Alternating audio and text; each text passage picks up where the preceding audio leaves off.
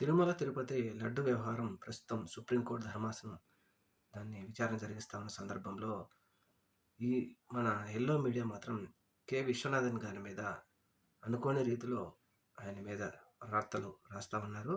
ముఖ్యంగా సర్వోన్నత న్యాయస్థానమైన జడ్జి గారి మీద ఇలాంటి రాయడం మాత్రం వారికి ఎటువంటి భయం లేకుండా రాస్తున్నారు.